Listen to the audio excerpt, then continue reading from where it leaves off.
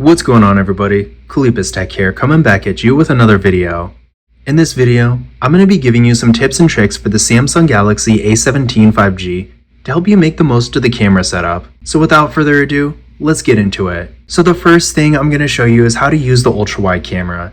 Now this is definitely a great feature, one of my favorites on pretty much any phone. And with this phone, luckily we are getting a 5 megapixel ultra-wide camera, and it is really easy to use. So to get to the ultra-wide camera from the main camera screen, all you have to do is hit this 0.5 right here. And as you can see, it's going to give you a much wider angle, so you can fit a lot more in the frame. When you're done with it and you want to go back to the regular camera, you can either hit the 1 right here, or you can zoom. So for example, let's go back, and I'm just going to zoom back, and it goes right back to normal. And in addition to this, you can also access the ultra-wide camera simply by pinching out like this. And there we go again. So yeah, definitely easy to use here. But in addition to the ultra-wide camera, the A17 also has a macro camera, so you can get those close-up detailed images. To use the macro camera, what you're going to want to do is go to the More section right here. And then from here, select macro. And we are now in the macro mode. So when you're taking macro photos, be sure to be pretty close. So as you can see right here, 1 to 2 inches away. And in my experience, the photo quality does come out really well. But also keep in mind, of course, when you're in macro mode and you're done and you want to go back to regular photos, be sure to hit the back button right here. Because otherwise, if you're taking normal photos in macro mode, things are obviously going to end up being blurry, which you of course don't want that to happen. But going back to the More section real quick, let's go over what other camera modes we have. So in addition to portrait mode, video mode, and then fun mode, which is basically like those kind of Snapchat filter type things, we also have a few other features here. So aside from the macro mode we just went over, there's also pro mode, panorama, food, night, again macro, slow motion, and hyperlapse. If you ever want to customize this and bring one of these modes down to this bar here, so for example, say you're using macro mode constantly, all you have to do is hit edit, and then you can move these around however you want. So I'm going to take macro mode and bring it down here. So right next to portrait, and then say you don't use fun mode, we can bring this up, then hit save. And now as you can see, macro mode is now in the quick access bar. Now I'm going to show you how to take a max resolution photo. Now, in case you don't know, with the Samsung Galaxy A17, we are getting a really nice 50 megapixel main camera. And with a camera like this, you can definitely take some really high quality images. Now, the regular camera itself already takes good images as it is, but if you want to step it up even more and get a really high quality, super sharp image, you can use the full 50 megapixels of the camera. For reference, it only uses 12 megapixels, and this kind of saves space because at the end of the day, not every single picture everyone takes really has to be the most high quality picture ever, and usually just the regular mode does perfectly fine. But if you do want to take a super sharp, high quality image, with the Samsung Galaxy A17, it's really easy. All you have to do is go to the top right corner here, see where it says 12M, tap on this, and when it says 50M, you are now in high resolution mode. So again, you can use the full 50 megapixels. This image is going to be a lot sharper and a lot more detailed and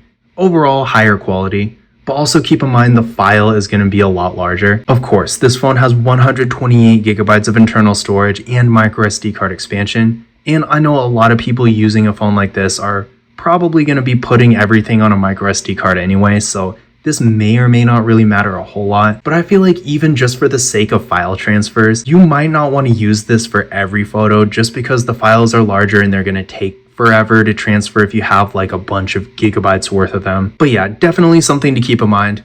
Aside from that, the image quality is really good, so I am glad it's a thing on this phone. Now on the subject of storage, let's talk about high efficiency photos and videos. Now essentially these are slightly different file types, so HEIF files and HEVC files. And these are going to replace your typical MP4s and PNGs and JPGs. And while it doesn't change the quality, the file size itself will be a bit smaller, so it's going to save you some space. Now again, considering the storage and micro SD card expansion stuff on this phone, I don't know how useful it's really going to be to a lot of people. Unless you're taking a lot of photos or recording a lot of videos, I feel like it's not altogether necessary. But in case you ever want to use this feature, from the main camera screen, all you have to do is hit these 4 dots right here, go to settings, And then from here, go to high efficiency pictures.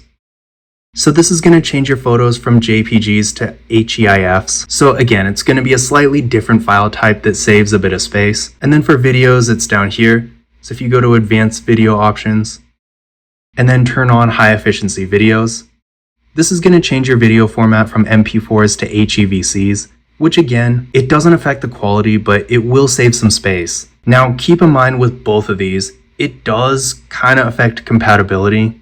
At this point in 2026, I've noticed more and more things that used to have problems with these files don't anymore. Like for example, my iPhone uses HEIFs by default, and when I would use a photo editor like Affinity Photo for example, it always used to have trouble with it. I always had to convert it, but it randomly just stopped. So I assume that at this point in 2026, these file types are a little bit more accepted, but yeah, if you are concerned about compatibility, then I wouldn't use these features. And again, considering the storage this phone has, it's not really that necessary. But if you do want to save space, then this is a good way to do it.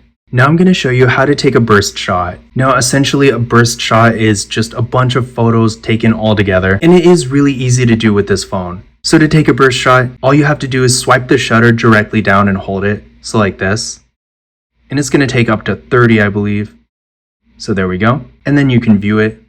To look at each take, hit this icon right here. And here you go. So yeah, definitely nice if you're trying to get that one perfect shot of something. But in addition to this, you can also create a GIF instead. To do this, hit these dots right here. Go to settings. And then from here, go to where it says swipe shutter button to. By default, it will be set to burst shot, but if you select this, you can also have it create a GIF instead. So let's give it a try.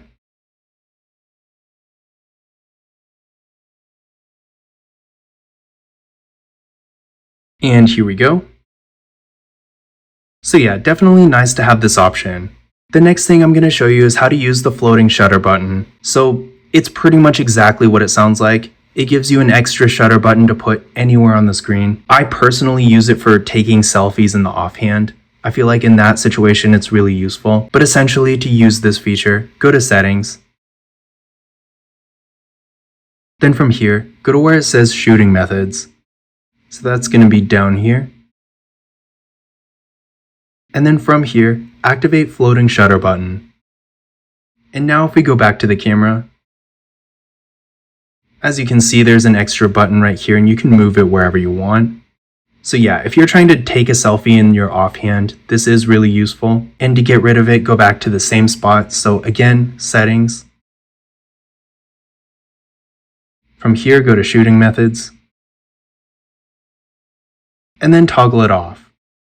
Now in this same menu, we also have a couple different things we can do with the volume buttons. By default, it's going to take a picture or record a video.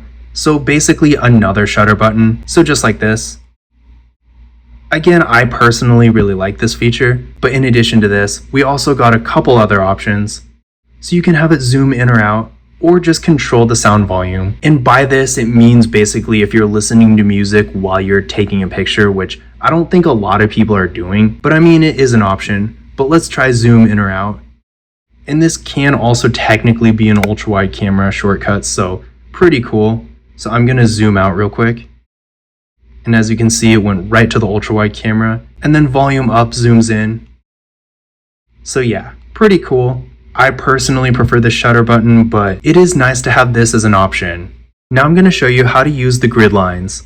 This is a pretty cool feature. I personally have it on basically every phone I use. It's at the point where sometimes I forget that it's not on by default, but essentially to get to the grid lines, what you're going to do is go to settings. Then from here, go down a bit, and where it says composition guide, toggle this on. And we got a few different options here. So by default, it'll be grid lines and level. So let me show you what that looks like. As you can see, the grid lines are now on, and it's also going to have a level to help you stabilize. Now, there you go, you can kind of see it right there. On my personal phone, I have both on too, so I can tell you from experience, it does make a bit of a difference. It is a nice feature to have on. And in addition to this, you can have it set to just the grid lines or just the level. And then finally, the last thing I'm going to show you is a quick way to access your camera. Now this is on by default, But essentially, no matter what you're doing on your phone, to get to your camera quickly, all you have to do is double press the power key. So just like this. Let's try that one more time in an app. And then one more time with the display locked.